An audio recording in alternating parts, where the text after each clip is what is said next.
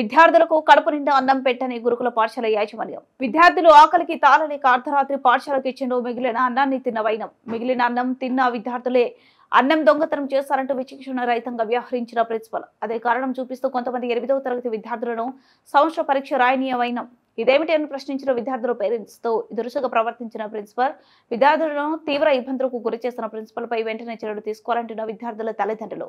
సూర్యాపేట జిల్లా కేంద్రంలో తాళగడ్డ fire station పక్కన గల గురుకుల పాఠశాలలో ఘటన. ఏమైందంటే మొన్న నైట్ ఈవినింగ్ ఆకలి అయితే 6 o'clockకి ఆకలి అవుతుంది, నైట్ ఆకలి అవుతుందని అన్నం ప్లేట్ పెట్టి బకెట్లో తీసుకొని పోయినాం. అవి తీసుకెళ్ళి నైట్ 11 o'clockకి తిన్నాం. 11 o'clockకి అన్నం తిన్నాం. 14 మంది దాకా తిన్నాం.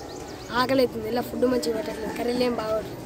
పొద్దున ఉప్మా పెట్టారు, 1 గంట వేసి ఎలా కొట్టారు.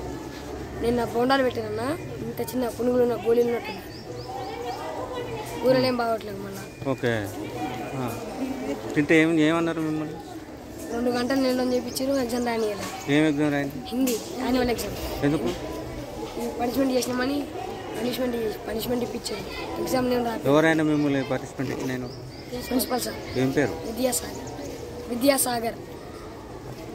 అలా నేను ఏమంటున్నానంటే, ఇప్పుడు పిల్లలకు సరైన భోజనం పెడితే వాళ్ళు నైట్ కూడా దొంగతనం చేయాల్సిన అవసరం ఏముంటుందన్న మీరే ఆలోచించండి. పిల్లలకి ఎవరికైనా అడిగితే సరిగ్గా భోజనం పెట్టట్లేదు.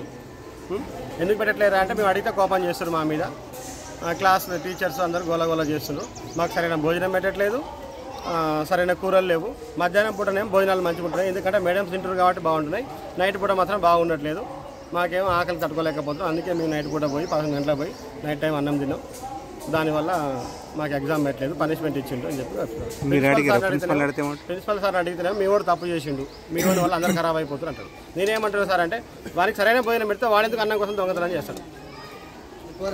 మీరు ఫుడ్ సరిగా ఉంటురా లేదా అని చెప్పేసి కిచెన్లో చెక్ చేయాలి కదా సార్ అని చెప్పేసి నేను మాట్లాడితే నా మీద